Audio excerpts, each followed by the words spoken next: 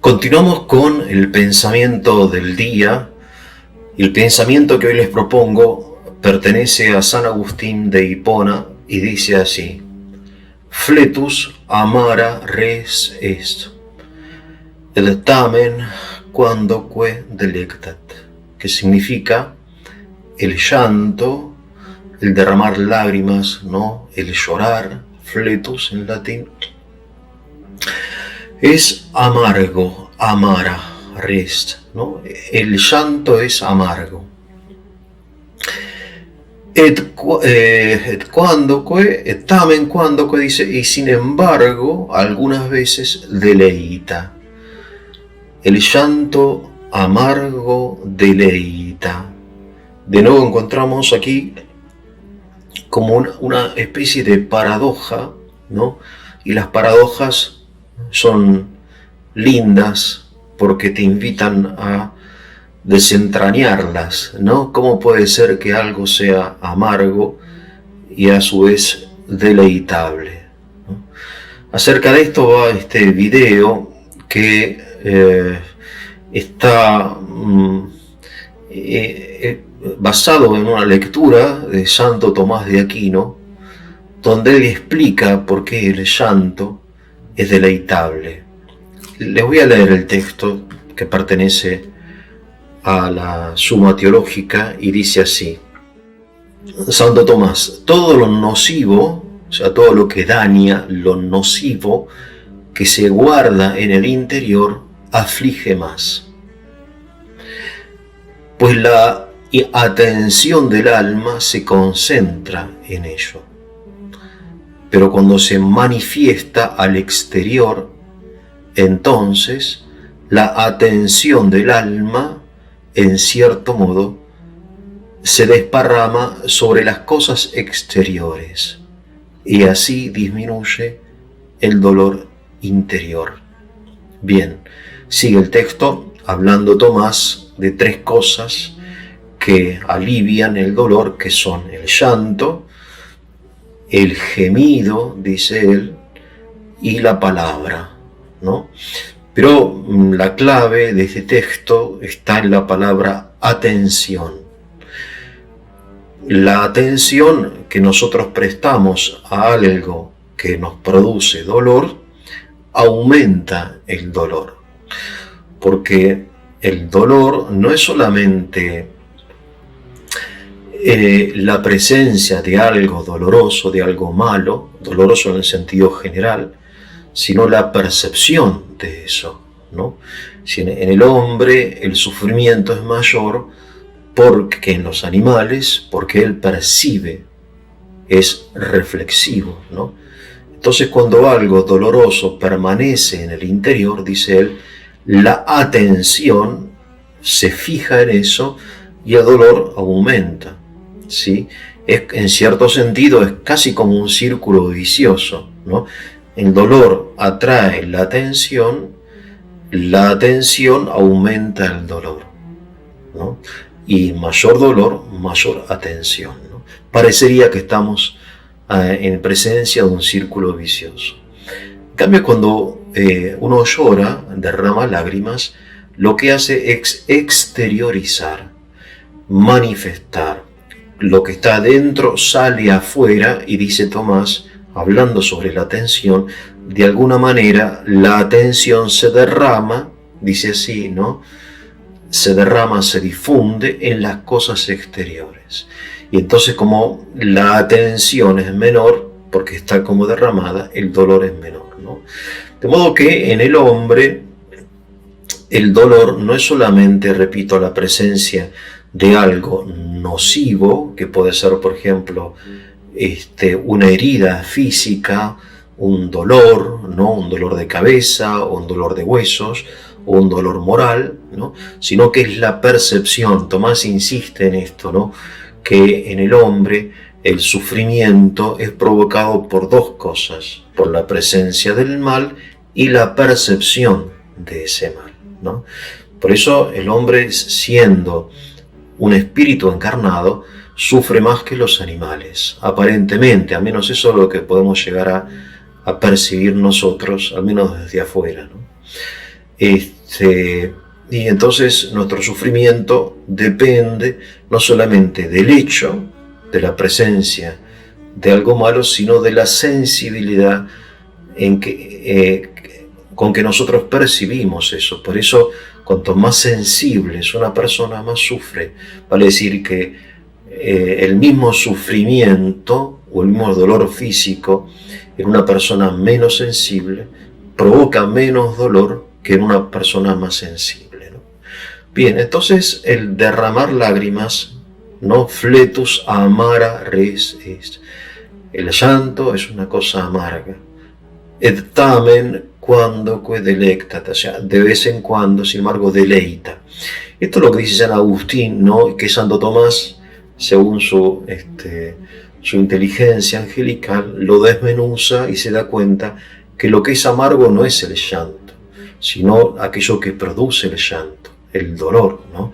El llanto es lo que exterioriza eso, y gracias al llanto ese dolor se alivia y llega a deleitarse, ¿no? El hombre. Bien. El tema entonces del llanto como expresión del dolor, ¿no? Amara, dice, ¿no? Res, amara. Esto amara significa amarga, literalmente, ¿no? Nuestro amargo es traducción del latín amarus, ¿no? Que a su vez procede de una raíz indoeuropea, ama, que significa crudo, porque en el hombre, como ya hemos hablado algunas veces, muchas realidades de carácter emocional o espiritual se señalan con términos provenientes del mundo del sabor, ¿no? Es decir, lo hablamos acerca de la importancia del uso de las metáforas, ¿no? Entonces lo amargo es lo triste, entonces la tristeza se señala como amargura, ¿no? Que es, digo, una raíz indoeuropea que significa crudo, ¿no? Es decir, el sabor de las cosas de la carne cruda, ¿no? Que tiene sabor amargo. De ahí, por ejemplo, homofagia, que es la costumbre de comer carne cruda, ¿no? Y también, por ejemplo, el color amarillo viene de ahí, ¿no? Porque en el hombre hay una vinculación entre los colores y los sabores. Y esto es interesante, ¿no? Porque uno ve, por ejemplo, una manzana verde y percibe que esa manzana que está verde, percibe el sabor agrio, ¿no?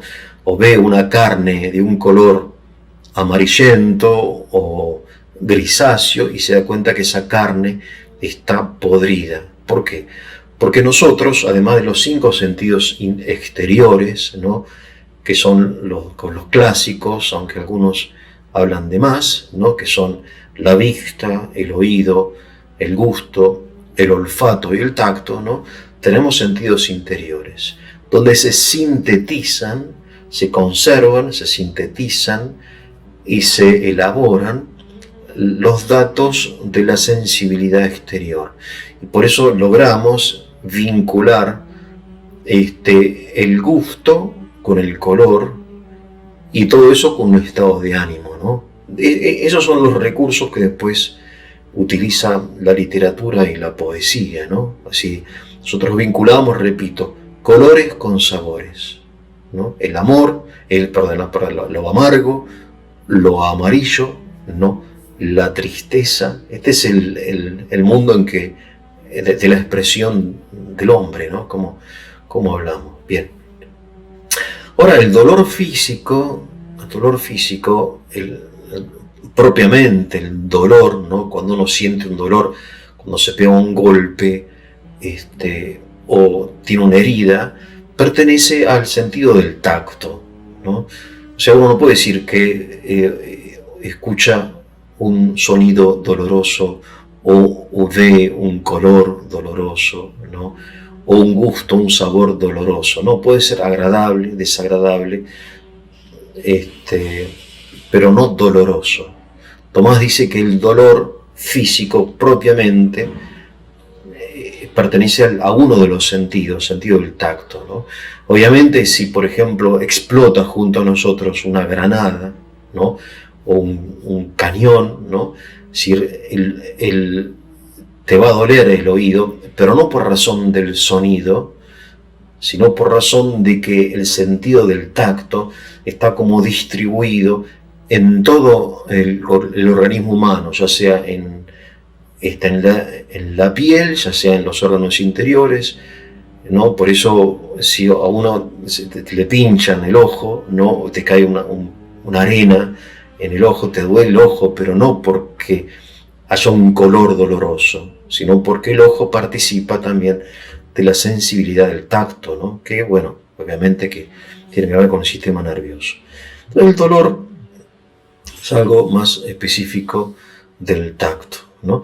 Y sin embargo, nosotros hablamos de dolor en un sentido mucho más amplio, ¿no? Bien.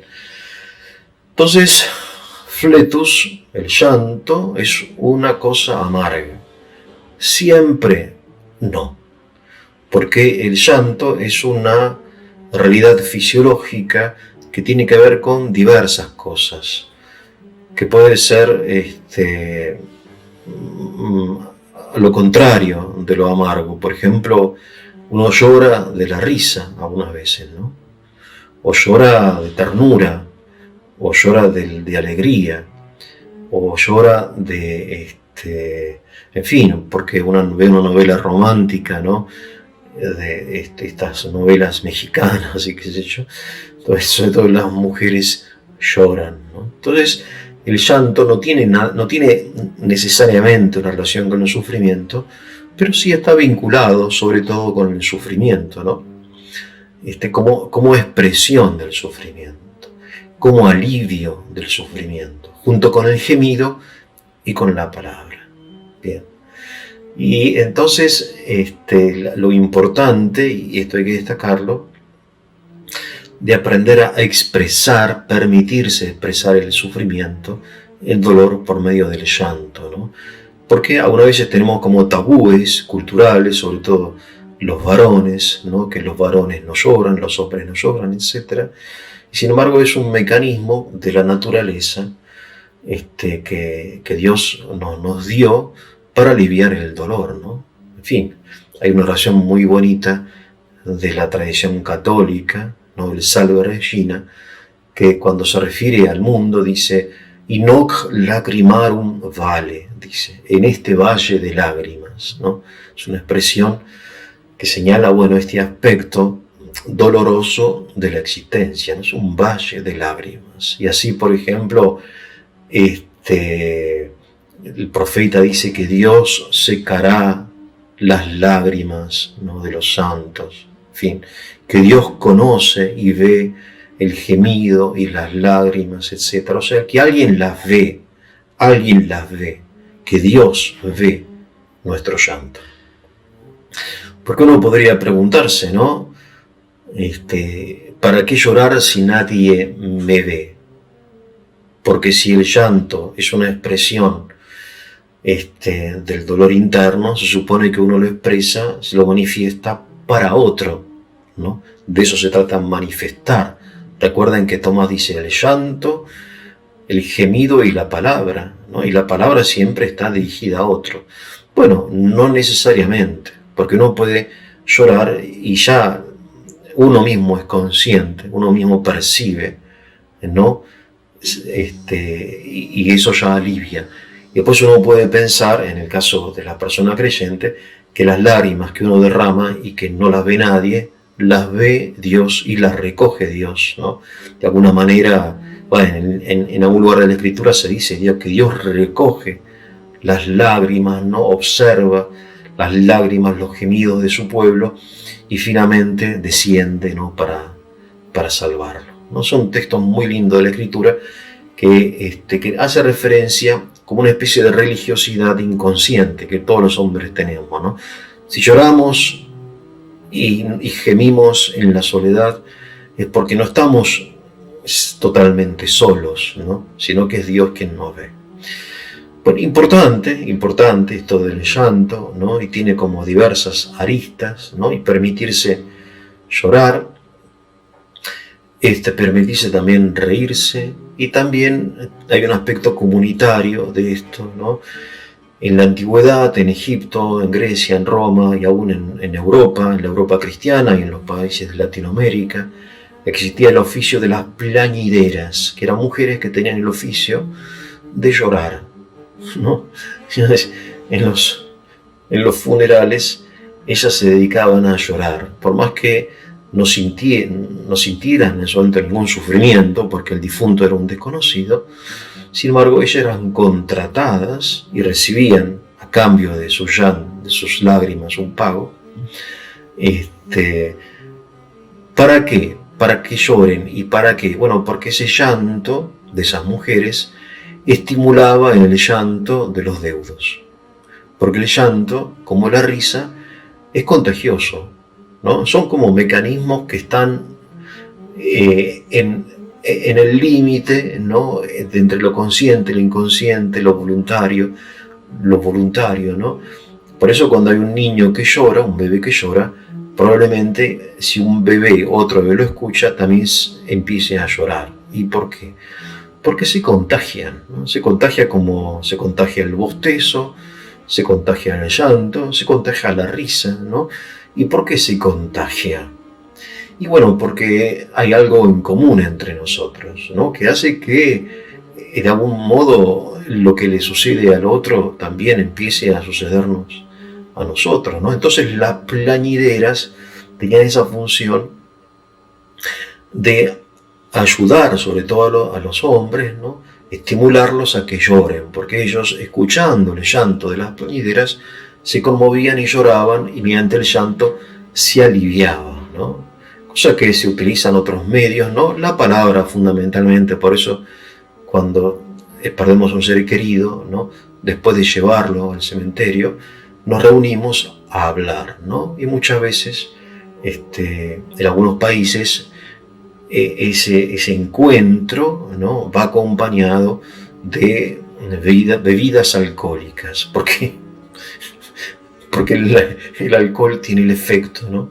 Recuerdo una vez en Rusia, yo recién había llegado a Rusia, año 93, 94, tuve que acompañar a un difunto al cementerio, ¿no? Yo, sacerdote, bueno, y después fuimos a un lugar, a un salón, y me dieron un vaso como grande, lleno de vodka, ¿no? Yo no podía creer porque el vodka es una bebida muy fuerte y había que tomarlo todo, ¿no?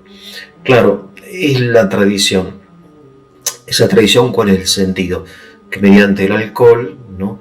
La persona se relaja, se alivia, habla, llora, se expresa, se alivia, ¿no?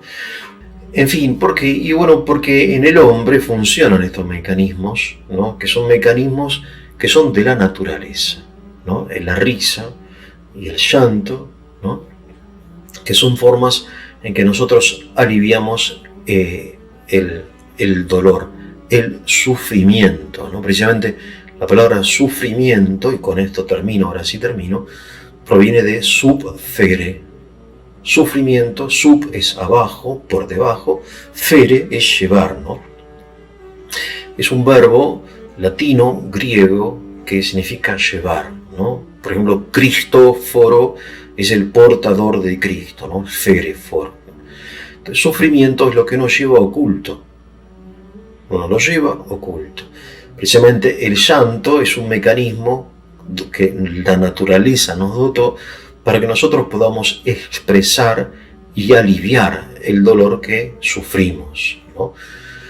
Bien, hay que sacarlo todo afuera como la primavera, ¿no? Canta Mercedes Sosa. Y bien, San Agustín, fletus amara res est, es una cosa amarga, llanto. Et tamen, y sin embargo, quandoque, algunas veces delectat, deleita. Bueno, espero que sea de su mínima utilidad. Si es así, le voy a pedir que se suscriban y que le pongan el like para la difusión del canal. Ahora sí me despido. Que tengan un muy buen día.